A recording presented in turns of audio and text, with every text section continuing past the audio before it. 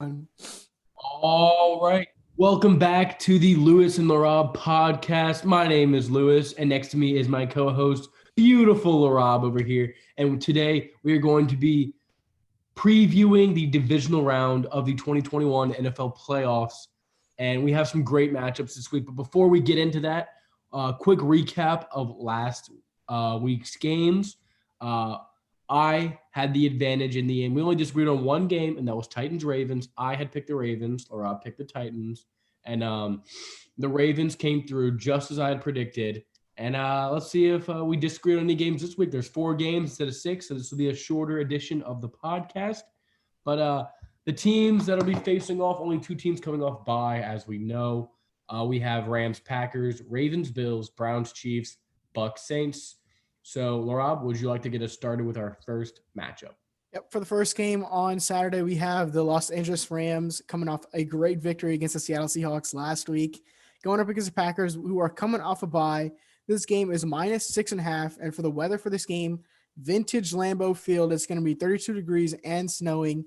So, what that means for this Rams team coming from beautiful Los Angeles all the way up to the snowy Lambeau Field, it's going to be some big implications. But if we're looking at the Rams side, a lot of their players got banged up last week. Cooper Kupp, he came off the field late in the fourth quarter with a knee injury.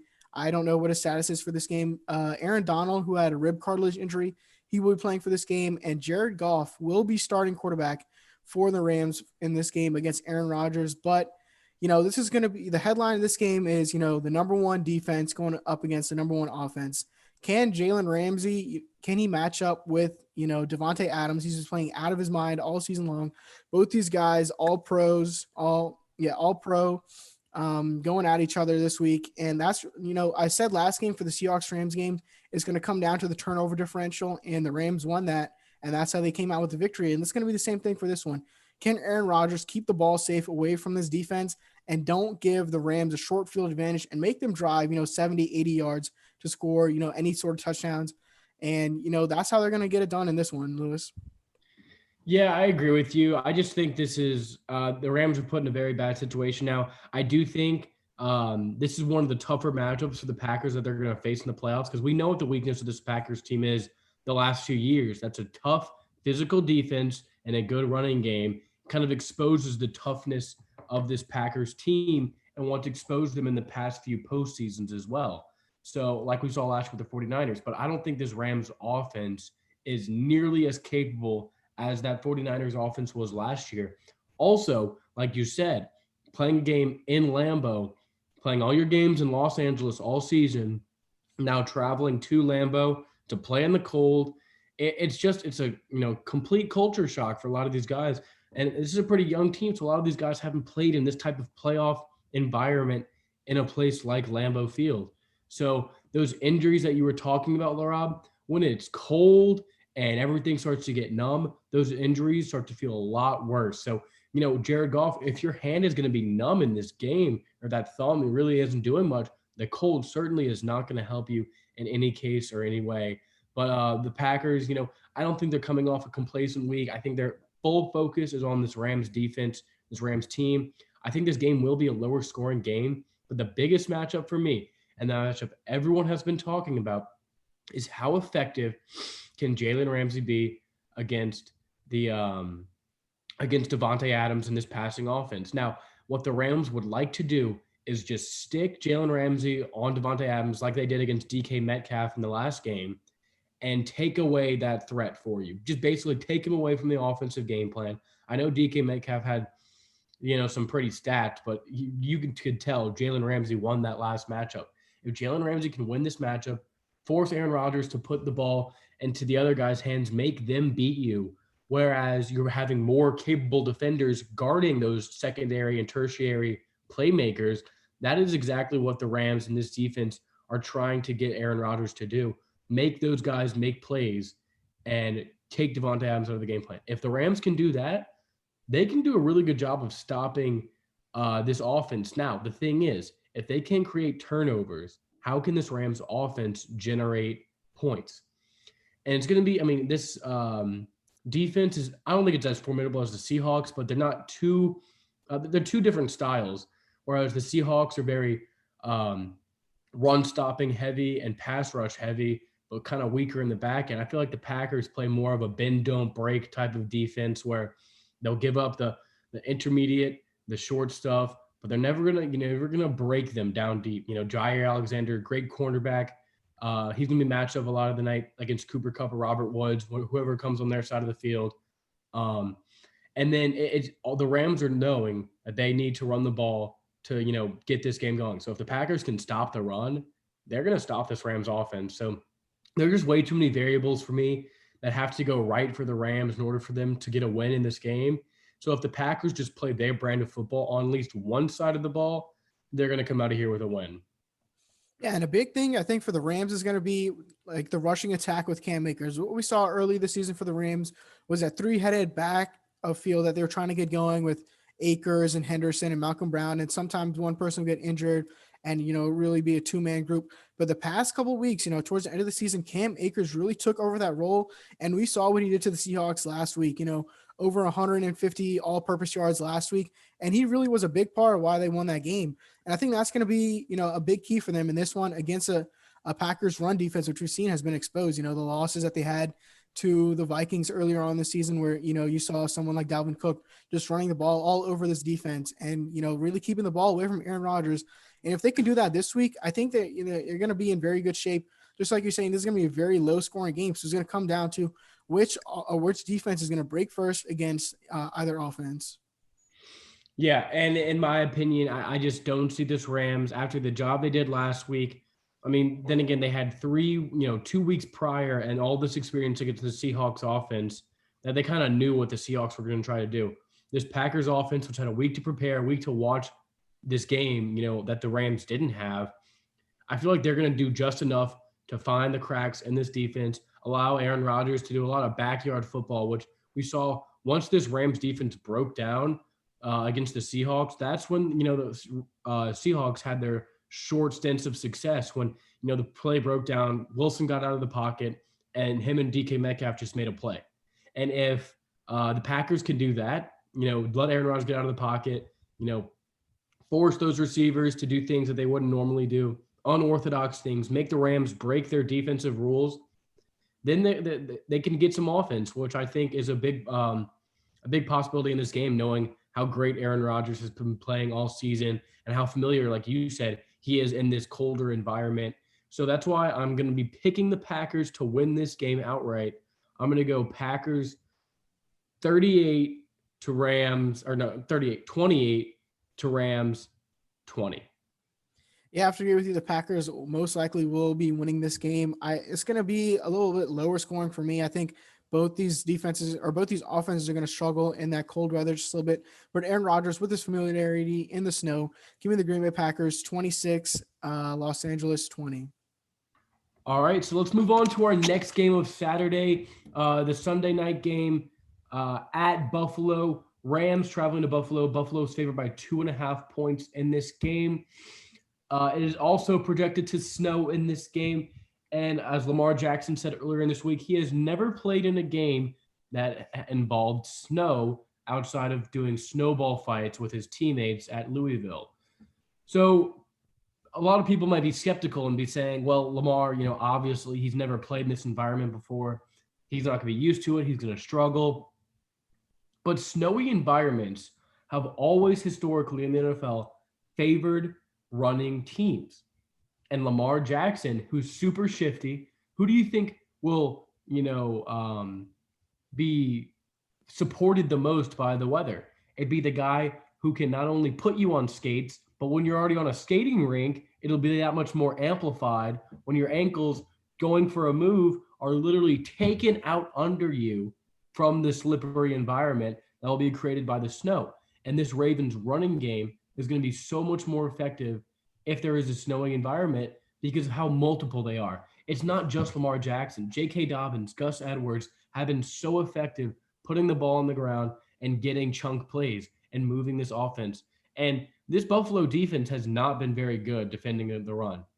And in a game against the Colts last week, they did a decent job, but you're not facing a mobile quarterback. You know that the read is never going to be a read option. You're never going to have to hold your last defender to make sure the quarterback doesn't scramble. It's always sell out to the running back, sell it to the running back, sell it to the running back, no matter what.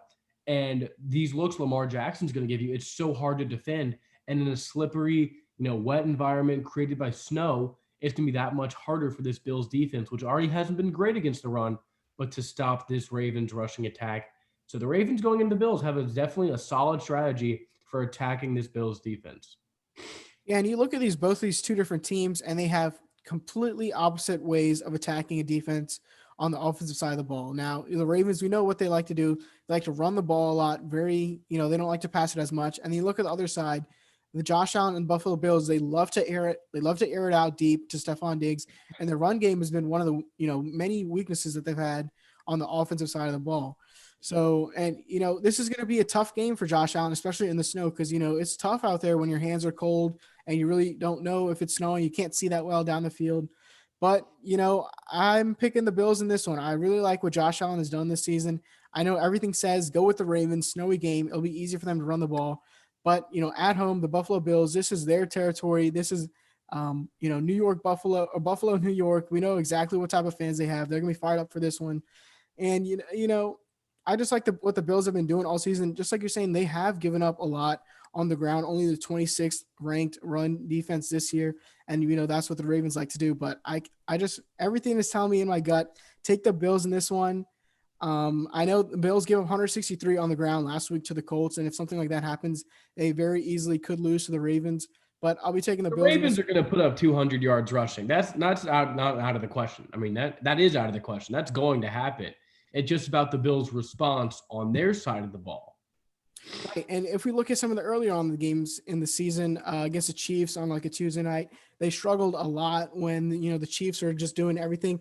So I think the key thing for the Bills in this game is going to be get those underneath routes going. I know you like to hit, go deep to, Smoke Brown and Stephon Diggs, but really you're going to have to run some short crossing routes and really get this passing game going so you can open up that run game, because that's really what's going to come down to the Bills. Can they get even just a smidge of the run game going just to open it up a little bit on the back half of that defense? Because we know the Ravens, second half of the season, they've been playing out of their mind, but I'm hoping Josh Allen and the Buffalo Bills can come through. This is going to be the battle of the 2018 draft class. And you know what? I have to take Josh Allen in this one. Well, whenever I think of a game, in principle, you have to go strengths versus weaknesses. Baltimore's strength offensively is rushing the ball. Buffalo's defense weakness is stopping the run. But flip it to their side of the ball, you have Buffalo's strength is passing the ball down the field. But one of Baltimore's strengths is their secondary and their play of their cornerbacks. So I think it's strength on one end and strength on weakness on another end.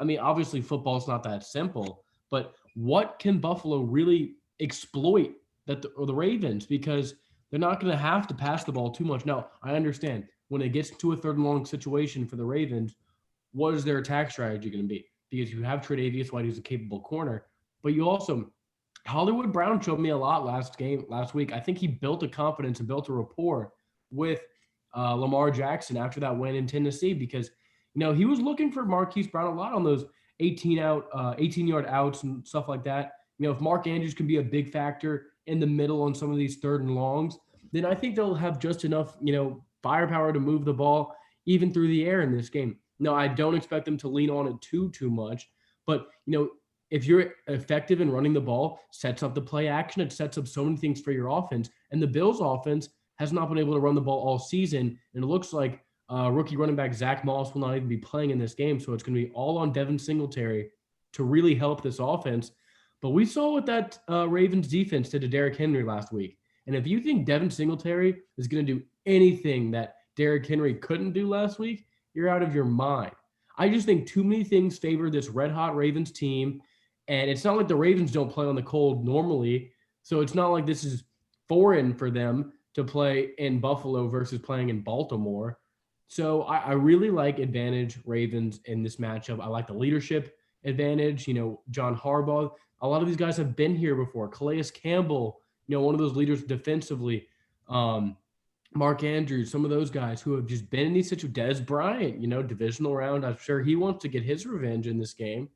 Just guys like that. I think they're going to be very effective in this game. The leadership, the strengths, everything I'm laying out for you. That's why I am telling everyone the Ravens are not favored, but they're going to win this game, and they're going to win this game in fashion as Lamar Jackson will get the best of the 2018 class.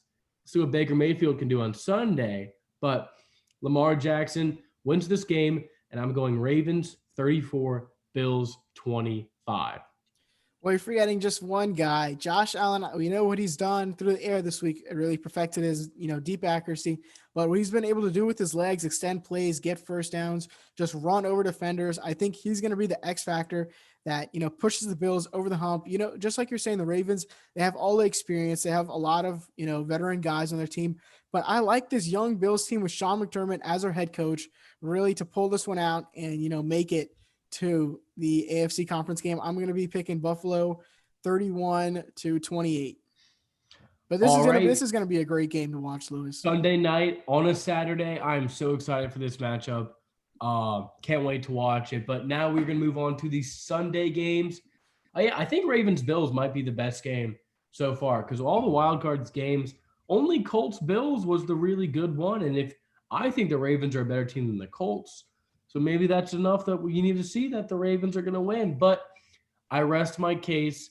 We'll see what happens, any given Sunday for you. But now we have the Cleveland Browns traveling to Kansas City on Sunday to face the Kansas City Chiefs. Chiefs are favored by 10 in this game, as they probably should. So, Laraib, what can Cleveland hope to accomplish in order to upset the Super Bowl champs?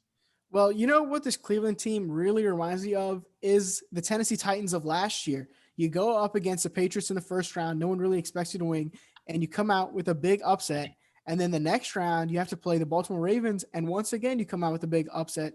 And just like you're saying for the Browns, what they really have to do is keep the ball out of Patrick Mahomes' hands at all times. Exactly what they did to Ben Roethlisberger last week. You ran the ball with Nick Chubb and Kareem Hunt, and you kept them on the sidelines for most of the game, and that's exactly what we're going to have to do once again. And, I know the Steelers have been struggling on offense, but now you're going up against a red-hot Kansas City team, which had a week off, another week to rest. Or this is going to be – they had 3 weeks to rest up technically since Patrick Mahomes did not play. Neither did Tyreek Hill or Travis Kelce. They rested – or, 2 weeks to rest up since a lot of the starters did not play week 17. And it's really going to come down to keeping them off the field. We know exactly what Mahomes can do give him 10 seconds, 15 seconds to go down the length of the field. He'll put up a touchdown. He'll put up a field goal. So, that's exactly, you have to put this game away early for the Browns. You don't want them going out to a big lead and forcing Baker Mayfield to really start throwing the ball deep. And it's really going to come down to that running game. So it appears that Clyde Edwards-Helaire will be active for this game on Sunday, which is a huge boost for this Chiefs offense, which really, since he's gone out, haven't had any ability to run the ball. But the optimism around him isn't too great because he's kind of rushing it to come back. So he's probably going to be playing a snap count. But the thing for me in this game is, what will the Browns do when adversity hits? There's going to be a point in this game where two things can happen. Either one, you have a lead, and unlike the Steelers game, it's not too steep to climb. The Chiefs come back and they retake the lead. What is Baker Mayfield going to do to respond? Are they going to lay down 3rd and 13, get sacked, punt the ball back to the Chiefs, and the Chiefs are just going to send them home? Or are they going to have the ability to answer back and put Patrick Mahomes back on that seat? And two, if you're in a situation where immediately Chiefs get out to a hot start, 14-0, 17-0, is there any way you can come back from that? Or are you saying, hey, we're happy we're here. We haven't made the playoffs. We haven't won a playoff game in so long. But now that we're here, yeah, it was fun while it lasted, but these are the Chiefs. These are the real deal. And we have to just, go on by. And how are you going to respond to those situations if you're a part of the Cleveland staff, part of the Cleveland Browns team? That's going to be huge in this game because this Chiefs team can never be counted out in any situation. They have the experience of coaching staff, at quarterback, all around their team, defensively, offensively, to really any situation they'll be able to come back from or fight against any situation. Now, the thing that's been bothering me about the Chiefs of recent is it seems like they play down to their competition. Now you can say, "Oh, this is the playoffs; it's going to be different," but maybe it's not a playing down to their competition thing. Maybe it's just a lack of focus early in games. Andy Reid teams tend to very showboaty, tend to try a lot of things out. And what is the Chiefs' offense going to look like this first week? Are they going to rely heavy on the run in this game to fight against that Cleveland Browns defense, which is not really great at the run? Or are they going to attack the mismatches on the outside? They're just so multiple in offense. I really don't see an avenue in which this Browns defense can stop the Chiefs if Patrick Mahomes isn't turning the ball over, which is highly likely, in my opinion, in this game. Well, one thing the Browns can hope for is just a rusty team, right? 2 weeks off for most of these players. And we saw what the Chiefs did against the Texans last year in the divisional round. I know they came back and won that game, but they were down, 24-0. And what the Ravens did last year whenever they were the 1 seed and they played the Titans, they just came out rusty on offense. So that's one thing the Browns can hope for, just as any Reid team, which just comes out and really, just half-asses themselves out there and really doesn't try that much. And that's how the Browns can get out to a big lead. But, for this game, just like you're saying, you can never really count out a Patrick Mahomes-led team. They can just attack you in every which way. And when you're going up against a Browns team, which ranks 22nd against the pass, I really don't think he's going to have that much trouble. So give me the Chiefs in this one. I'm going to go 34-27. This is definitely going to be like one of the most intriguing matchups of this slate of games, just because what is Baker Mayfield going to prove to us in this game? If he comes out, lays it all on the field, win or loss, and he shows you that he can match up with Patrick Mahomes, then the Cleveland Browns are going to be put in a situation where his contract extension talks are going to start coming up this offseason, and they're going to make a pretty tough decision whether or not they want to extend him for the long haul after seeing failures of contracts like Carson Wentz and inklings of Jared Goff's contracts not really panning out for these teams versus if he comes out and lays an absolute egg. Now it becomes even tougher because if you look at what he did last week against the Steelers, division rivals, or not even rivals, the Steelers have been dominating you, but you finally get that playoff win over them. So you're put in a very precarious position. So it's going to be very interesting, but I think Baker Mayfield's going to have good enough of a game to keep his team in it, but Patrick Mahomes and this offense are just going to be way too much, like you said, for that Browns defense to handle. So I'm going to take the Chiefs in this game 31-23.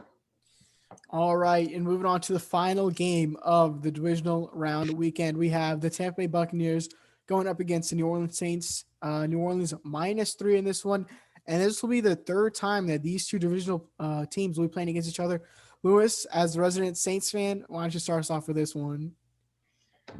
So there's this narrative about teams that play 3 times in the same season, and the winner of the first 2 always seems to come out in that third game and not necessarily look as dominant, and that team that lost the first 2 gets them, right? Well, actually, stats tell you that 65% of the time, the sweep will continue, and the team who won the first 2 matchups wins it again. And in this matchup, I just don't see how this Bucs offense is going to be able to score with this Saints offense, given the 2 defenses in this game. We saw what this Saints defense did against the Bears last week, held them to under 10 points. That's the 7th team this season the Saints have held under 10 points, including the Buccaneers twice this season. So how are they going to go about attacking the Saints? Now, the Saints defense it's pretty self-explanatory what they're going to try to do. They're going to put Marshawn Lattimore and Mike Evans and declare that matchup a lock for Marshawn Lattimore, because that's what it's been throughout both their careers so far in this NFC South matchup. And then you're going to have Janoris Jenkins probably traveling with Antonio Brown or Scotty Miller, one of those fast deep ball receivers, to really match speed for speed. And then Chris Godwin, Gronk, Cameron Brate. You're going to see a bunch of P.J. Williams, Chauncey Gardner-Johnson, Demario Davis, a lot of those intermediate guys. But the big thing for me, if Trey Hendrickson is able to play in this game, which his status is still questionable, they have not been able to block him all season. He has 5 sacks against the Tampa Bay Buccaneers this season. And Donovan Wilson, the offensive tackle for the Tampa Bay Buccaneers, has had no answer. And when you have Cameron Jordan going up against Tristan Wirfs, who is a pretty good tackle for being only a rookie, and really, done a pretty good job against Cameron Jordan in these 2 matchups so far this season, but it's been an absolute mismatch on the other side of the line with Trey Hendrickson absolutely destroying Donovan Wilson in these matchups. So how is this Buccaneers offense going to attack? Now, if you remember in the last matchup in which the Saints absolutely thrashed the Buccaneers only had 5 rushing attempts, and one of them was a kneel down. So really only 4 rushing attempts in the entire game. But we saw last week against Washington in a game that this Buccaneers offense was very successful in establishing the run and the play action pass. Leonard Fournette was key, 19 rushes for 90-plus yards. And if they can do that against the Saints, you're going to have a lot of success. But this Saints defense is so good and so talented, especially against the run, that I feel like if they get down in this game, it's going to be forcing Tom Brady to throw and throw and throw. And against this team, which matches up super well across the board with Tampa, I don't see how Tampa is going to be able to outscore New Orleans in this matchup. Yeah, and I have to agree with you. The line in this game is only -3, and that's just because the Tampa Bay Buccaneers have been playing so well, in the last half of the season. But look at who they played their final 3 games. They play the Falcons, then you play Lions, and they play the Falcons again. Tom Brady absolutely feasted on those teams, really, jacked up his stats and made the Buccaneers look much more hyped than they were. And then the first round, you beat a sorry Washington team, which doesn't even deserve to be in the playoffs, and now everyone is overhyping you. But when you go up against a Saints team, which has already thrashed you 2 times this season and held you to 3 points in week 9, this is going to be, honestly, this is going to be a blowout for the Saints. Now, I know everyone's talking about you never bet against Tom Brady in the playoffs, like my man Skip Bayless likes to say. But this one, they're finally facing a healthy Saints team. Week 1, Michael Thomas goes out with an ankle injury. Week 9, Michael Thomas is coming back from an ankle injury, finally getting back into the rotation. That was his first game, but this time Saints fully healthy. Last week we saw what they did to the Chicago Bears, and even how well that Bears defense was. They still ended up scoring a whole bunch of points. And this one, when you're going up against a 21st ranked pass defense, Michael Thomas is going to have a day out there against those terrible cornerbacks and that young secondary that they have. Maybe, and Alvin Kamara even going up against the Bears run defense. He did a solid. So going up against the Tampa Bay defense, I think he'll do solid once again. I think, this is Drew Brees. He's going out there to punch his ticket to the Super Bowl, or excuse me, to his NFC Championship game this week. And, I think the Saints can win this one pretty handily at home, going up against a Buccaneers team that did well, but, really got to feast on those lower teams this season. So give me the Saints in this one, 28-17. I mean, it's tough to bet against Tom Brady anytime, any place, anywhere. He is the one person in my life in sports that has been just a mainstay and consistency of greatness. And in these big moments, betting against Tom Brady is almost like betting against, just throwing your money into the trash can, because that's how dominant he has been throughout his career. Now you're in a situation in Tampa where it's, are the mistakes not going to be there like they weren't in New England? Are the, penalties not going to be there? And you're playing in New Orleans. I know there's going to be no fans there. I know it's going to be no hostile crowd. But, for Tom Brady to lose 3 times to the same opponent in the same season, he has never done that in his entire career. And I think this will be the first time that's going to happen for him, as Drew Brees in this offense is, like you said, way too much to handle. Michael Thomas coming back, Traquan Smith, who had 2 touchdowns in the last game, also returning from injury this week. So this Saints wide receiver core is finally back to full strength. The running backs, Latavius Murray, is going to be available for this game after he scored a touchdown in the last game against the Bears. That they're way too multiple. They're way too versatile. And I think, I agree with you. The Saints are going to win this one. I'm going to go 33 to Tampa 24 in this matchup. All right, and I think that will wrap up our predictions for the divisional round. Just like we said at the start of the episode, Lewis does have a 1-game lead on me, and this week is going to come down to a Ravens team once again going up against the Bills. my man Josh Allen. You better pull this one out for me. In Lamar, we trust, baby. Yep. But Lewis, any closing remarks? Just stay in tune to us. We are going to be continuing to produce things as the playoffs go along. Obviously, there's not too much to talk about, so we're going to do one shorter episode a week. But off season and stuff like that, when that comes, we're going to have shorter episodes, but more of a news cycle as things start to heat up towards the draft, free agency, and the start of the 2021-2022 season. But we still focus on this postseason, this Super Bowl. We're going to have a huge Super Bowl preview for you. And besides that, we're going to be signing off on this week's podcast. Hopefully the best team wins, and we have a great NFC, AFC championship round next week. All right. See y'all. Peace out.